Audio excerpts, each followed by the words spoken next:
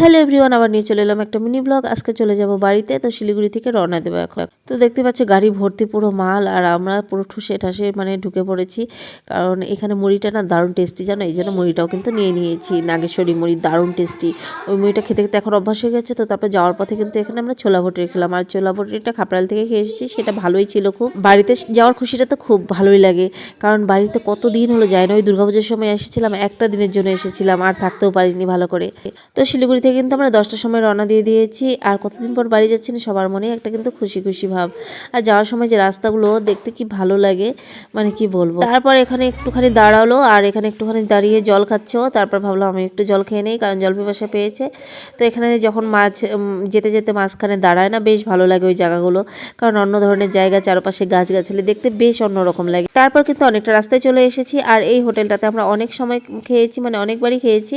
তো আজকেও নামলাম, কারণ খাওয়ার সময়ও হয়ে গেছে, প্রায় 1:30 বেজে গেছে। তো খাবারটা সার্ভ করতে করতে 2টোই কিন্তু বেজে যায়।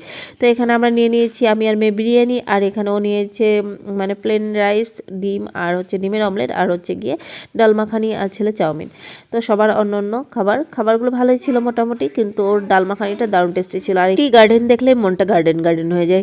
যাই হোক, তারপর কিন্তু দেখো এখানে আমরা আসাম আর বেঙ্গল বর্ডারটায় চলে আসলাম, আর একটু পরে আমরা আসামে ঢুকে যাব। আর আসামে ঢুকলেই মানে কতটা যে খুশি লাগে, কত দিন পর আসছি। আর তারপর আসামে ঢুকে ও আমাকে 12 ভাজা কিনে দিল। 12 ভাজাটা এতটাই টেস্টি ছিল, আর গাড়ির ভিতরে বসে থাকতে থাকতে মনে হয় একটু চুটুর পুটুর কিছু একটা খাই।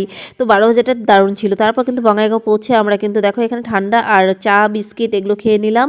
তার একটু পরে বাড়ি পেয়ে যাব, কারণ বঙ্গাইগাঁও থেকে আমাদের বাড়ি বেশি একটা দূর নয়। তো দেখো আমাদের পাড়াতে ঢুকে পড়লাম, আর আমরাও আসলাম। তারপরে কিন্তু লাইটটাও কিন্তু চলে গেছে, আর রাত্রি হয়ে গেছিল বাড়িতে ঢুকতে ঢুকতে। হোম সুইট হোম, আর নিজের বাড়ি নিজের ঘর আলাদাই শান্তি। একটুখানি ঘর দুয়ার ঝাড়ু দিয়ে তারপর বিছনা টিছনা ঠিক করে, টায়ার্ড লাগছে ভীষণ। তারপর বাইরে থেকে বিরিয়ানি নিয়ে আসলো, যেহেতু আজকে আর রান্নাঘর খুলে রান্না করা যাবে না। তাহলে এখন সবাইকে টাটা। ভিডিওটা ছেড়ে যাওয়ার আগে একটা লাইক করে দিও সব।